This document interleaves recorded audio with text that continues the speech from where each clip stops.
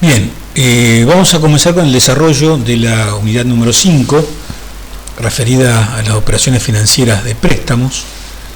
Y quizás esta es la unidad donde, esta es la que sigue, la número 6, donde se aplican en mayor cantidad todos los conceptos previos que hemos visto en el desarrollo de la materia en cálculo financiero. Por ser quizás estas dos unidades aquellas donde se ven con más fineza las operaciones financieras concretas o reales en la práctica financiera general, comercial. Vamos a comenzar definiendo qué es un préstamo, diciendo que es una operación financiera por la cual una persona llamada acreedor o prestamista cede por un tiempo determinado un capital a otra persona que se llama deudor o prestatario, y esta última se compromete a su devolución futura más determinado monto de intereses según las condiciones contractualmente pactadas. Los intereses en realidad es el precio que paga el deudor o prestatario por haber usado el capital que no le pertenece y que es propiedad del acreedor.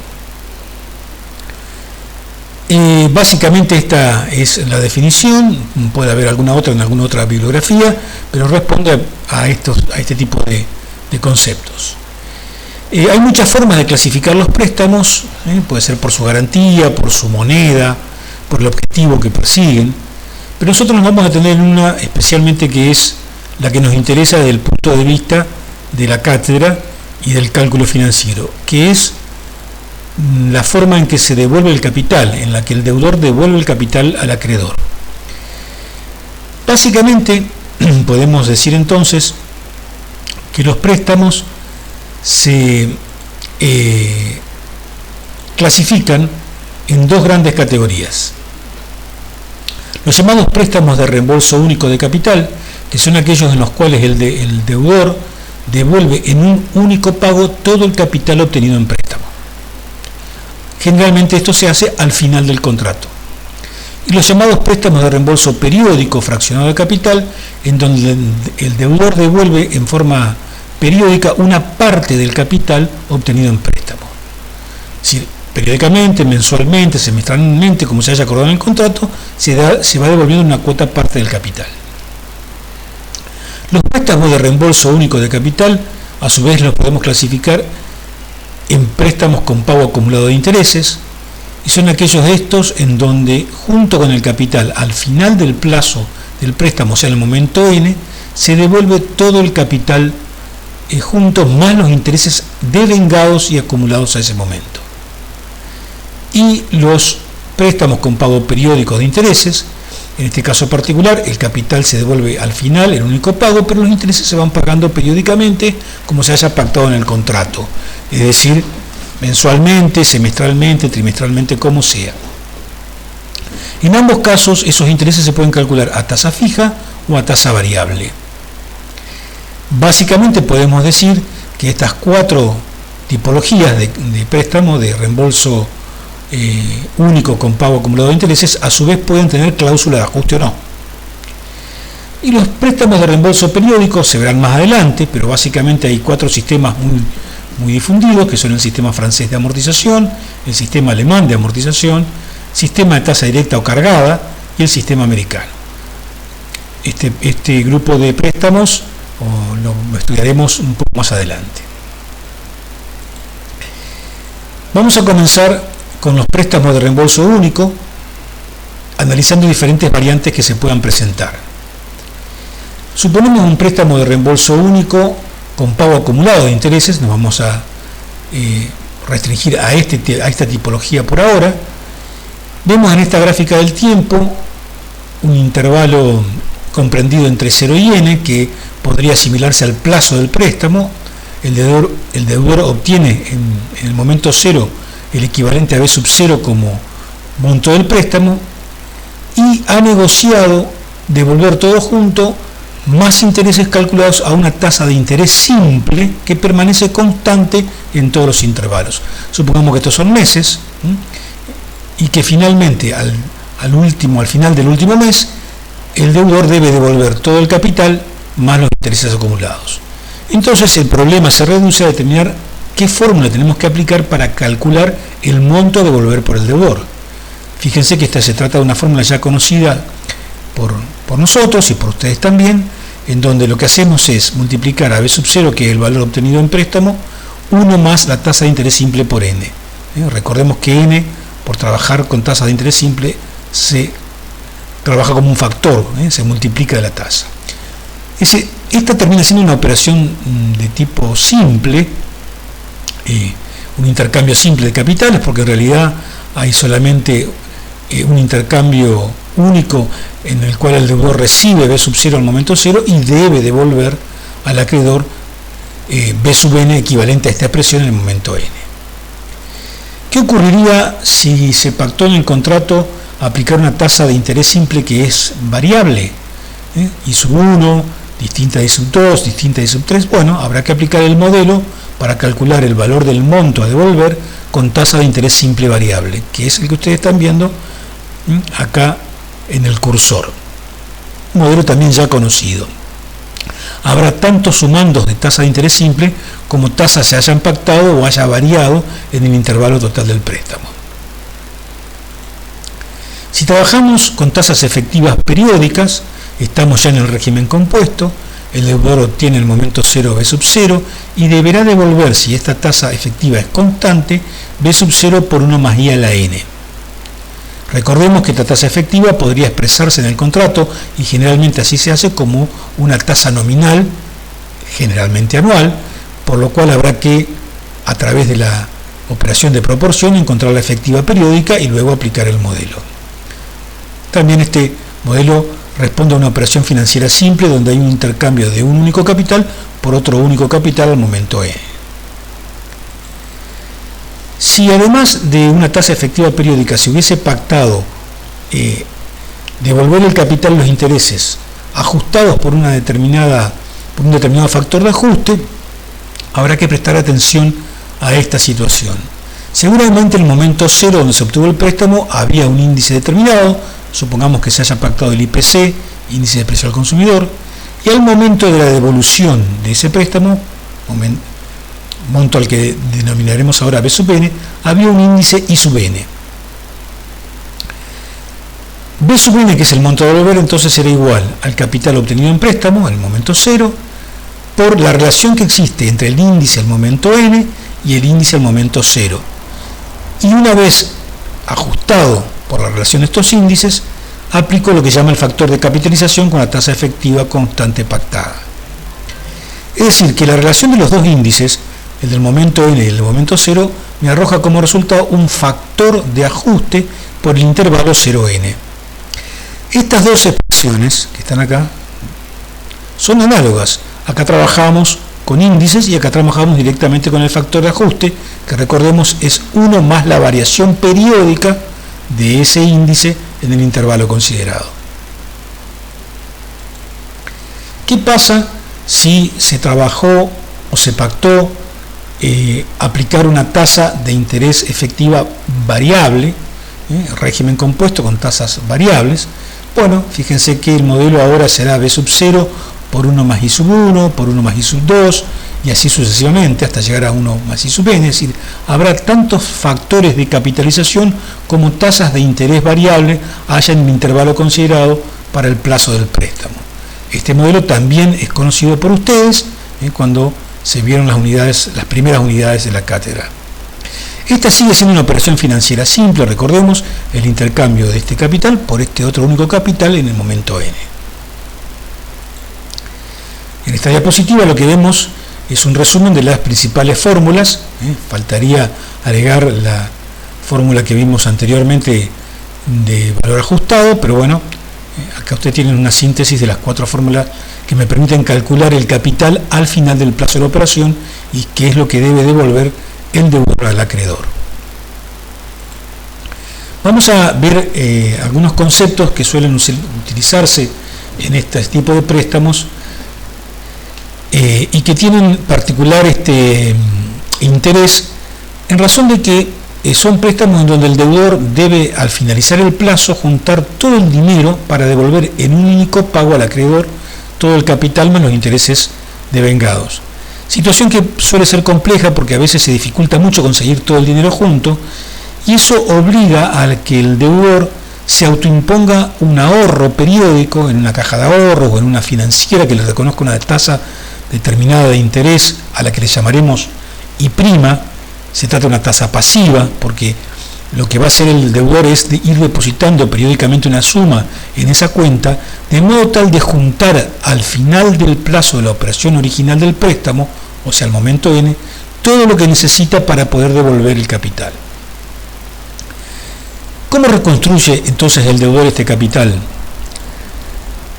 ¿Y cómo se calcula el valor de ese depósito periódico que realiza en la financiera o en su cuenta de ahorros para obtener esa suma final?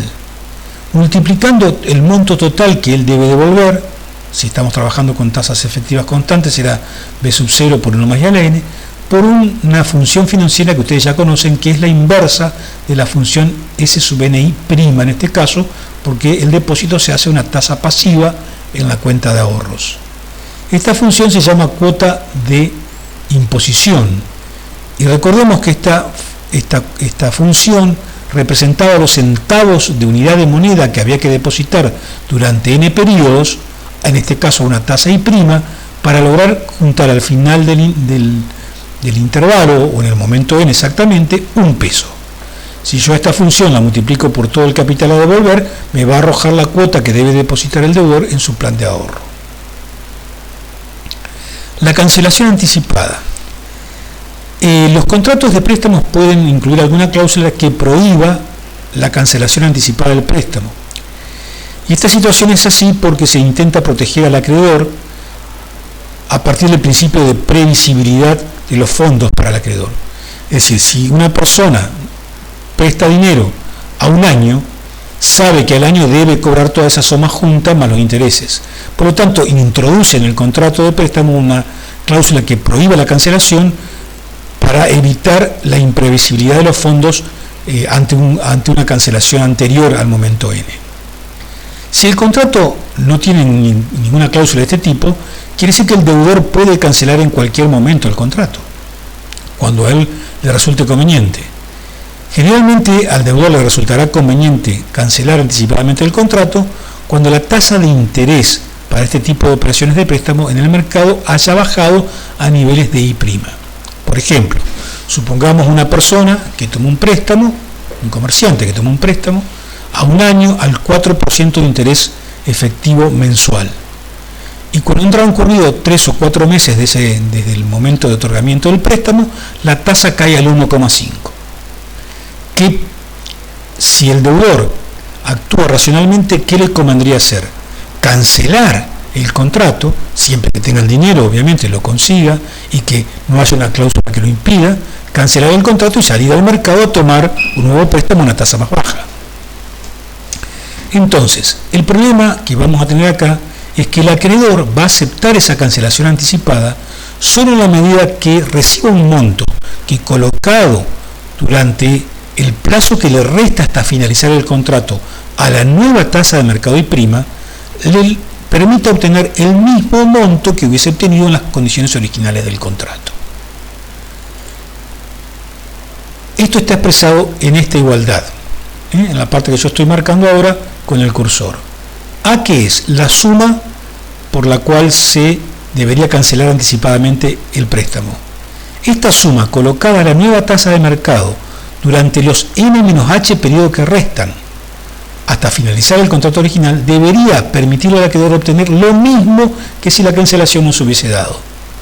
Haciendo un simple pasaje de términos, como ustedes ven de este lado de la flecha, podemos calcular el valor de la cancelación anticipada que aceptaría el acreedor. A es igual a B sub 0, que multiplica a 1 más I a la n sobre 1 más I', tasa de mercado, a la n menos h. Recordemos que para que el deudor esté interesado en cancelar el préstamo, deberá I' ser menor a I. Generalmente es así. El reembolso parcial tiene un tratamiento similar al anterior, sino que en lugar de cancelarse todo el préstamo en un solo pago, se hace un pago parcial, un reembolso, se achica la deuda, un reembolso parcial. El problema en este caso es determinar cuánto deberá entregar el deudor al final del contrato, o sea, al momento N, para terminar de resolver o de cancelar su préstamo. Ese saldo al momento N, este saldo es al momento N, será igual al valor original que él debía devolver según las condiciones contractuales, menos el importe que él reintegró en forma parcial, que colocaba la tasa I' de mercado durante los N-H periodos que restan, le permite al acreedor obtener lo mismo que si no se hubiese cancelado el contrato. Entonces, esta es la fórmula que hay que aplicar para calcular el saldo pendiente al momento N una vez que el deudor ha hecho un reembolso parcial o achicado su deuda en un momento H. Otro concepto muy interesante para analizar y que también es aplicable en unidades que sigue es determinar el valor de cesión de un préstamo. El préstamo es un derecho que tiene el acreedor que, como cualquier derecho, se puede ceder, se puede vender o se puede ceder también a título gratuito, se puede donar. Pero suponemos que la cesión se hace a título oneroso, se intenta vender. Es muy frecuente entre operaciones financieras de bancos que se vendan carteras de préstamos de un banco a otro. Vamos a suponer que un acreedor tiene a cobrar un determinado préstamo al final de un plazo determinado, un momento N, pero antes de ese momento quiere venderlo a otro acreedor. Ese momento lo vamos a denominar H. Y en ese momento H hay una tasa I' vigente en el mercado. ¿Cómo se determina el valor de venta o el valor de cesión de ese préstamo? A través de la sumatoria de dos componentes, lo que se conoce como nuda propiedad y usufructo. La nuda propiedad no es otra cosa que el valor del capital pendiente de amortización de ese préstamo a un momento H anterior a N, valorizado o descontado a una tasa I' de mercado. Y los usufructos son los intereses pendientes de cobro a un momento H anterior a N, también valorizados a la tasa vigente en ese momento denominada I'. Es decir, lo que hago es una operación de descuento. Traigo el derecho que tengo a cobrar hacia el momento N hasta el momento H, valorizando a esa tasa de mercado. La sumatoria de estos dos conceptos será el valor por el cual el acreedor venderá o cederá el préstamo. ¿Cómo se calcula esto? Si hablamos de una propiedad y estamos hablando de capital, lo que tengo que hacer es traer al momento H el valor pendiente de cobro por el capital, se devolvía todo junto, a la nueva tasa de mercado. O sea que lo descontaré por 1 más I' a la menos N más H. Este menos N más H me está indicando que es una operación de descuento. O sea, estoy trayendo el capital B sub 0 hacia el momento H. ¿Y por qué es menos N más H? Porque en realidad lo que estoy haciendo es descontando desde N hasta H ese valor capital. El usufructo es la parte que corresponde a los intereses. Por lo tanto, al valor total del préstamo que yo tenía a cobrar o que el acreedor tenía a cobrar, le debo restar el capital que se retrotrae al momento H a través de la nueva propiedad, aplicando el mismo factor de descuento que el anterior. Es decir, lo que ustedes ven dentro del paréntesis es solamente un componente de interés del préstamo, y a eso le voy a descontar también a la tasa I' de mercado vigente durante los N-H periodos que restan. Veámoslo gráficamente. Suponemos que el acreedor otorgó un préstamo en el momento B sub 0 y que tiene derecho a cobrar ese acreedor al momento N, B sub 0 por 1 más I a la N. Pero que en este momento H decide venderlo a este crédito, cederlo, venderlo a otro acreedor, a otra institución financiera. Y en ese momento H se encuentra vigente una tasa I', que se supone en principio que permanecerá invariable durante los N-H periodos que restan. Lo que se hace finalmente es descontar todo este valor, por un lado el capital y por otro lado los intereses, pero sumados, al momento H, aplicando esta tasa I'. Es decir, por eso estoy hablando de una operación de descuento. Y de esa manera obtengo el valor de cesión. Veamos Un ejemplo. Una financiera presta la suma de 190.000 pesos a un comerciante a reintegrar en forma total más intereses a los 9 meses fecha. O sea que el plazo de la operación o del préstamo son 9 meses. Se negocia una tasa nominal anual para operaciones mensuales del 51,6% año comercial, lo que me está indicando que esta tasa nominal anual está referida a 360 días y las operaciones mensuales entonces son equidistantes en 30 días. A los 3 meses de la operación financiera, o sea, de haberse otorgado el préstamo, cede el crédito a una escribanía, siendo la tasa de mercado en ese momento el 58,8%. Se pide a. Determina el importe a devolver por el comerciante en las condiciones originales del préstamo, o sea, el comerciante era el deudor original que había firmado el préstamo original. Y B. Calcule el valor de cesión del préstamo los 3 meses del otorgamiento. Lo que me está pidiendo el punto A es determinar cuánto debería devolver el deudor original en las condiciones originales del préstamo. Y en el punto B, a qué valor el acreedor va a venderle a la escribanía ese préstamo a los 3 meses de haberse otorgado. Veamos qué datos hay. Se sub0 el capital original obtenido en préstamo 190.000 pesos. La tasa contractual del 51,6%, tasa nominal anual, lo que arroja una efectiva periódica para 30 días del 4,3%. La tasa de mercado al momento de la cesión es del 58,8%, acá está, lo que arroja una efectiva del 4,9% para 30 días. T es 9, que es el plazo de la operación por la que se había firmado originalmente el contrato del préstamo, entre el primer acreedor y su deudor. Y H es 3. H es 3, es el momento en el cual el acreedor cede a la escribanía el préstamo o lo vende. Bien. ¿Cuánto tendría que haber devuelto el deudor en las condiciones originales del préstamo? Una operación muy sencilla, es el valor C sub 0, 190.000, por 1 más la tasa negociada, que es 0.043, elevado a la 9. O sea, el deudor debería haber devuelto 277.531 pesos con 56 centavos. ¿Qué ocurre en el momento 3? El acreedor vende a la escribanía ese préstamo. Por un lado, voy a calcular cuánto sería la nueva propiedad, que es el capital descontado a la nueva tasa de mercado. Fíjense los 190.000 pesos, que corresponden solamente al capital prestado, por 1.049, que es la tasa nueva y prima, que es la vigente en el mercado, descontado a la menos 6, a la menos n más h,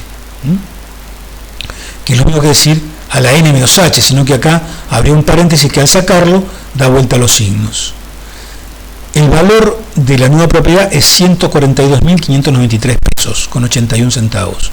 A eso habrá que sumarle el usufructo, que es el componente de intereses que tenía el crédito original o el crédito principal. Fíjense que los 277.531 menos los 190.000 me da los intereses a cobrar, que son 87.531. A eso también los descuento la tasa de mercado durante los 6 meses que hay entre el momento H y la finalización del contrato, y me da que el valor del usufructo es 65.691,89. De la sumatoria de ambos conceptos se concluye que el acreedor va a vender a la escribanía ese crédito a 208.285 pesos con 70 centavos. A ver, este valor es un parámetro, es un valor que es indicativo, se puede vender por menos de eso también. Lo que seguramente será más difícil es venderlo a más de ese valor. ¿Por qué?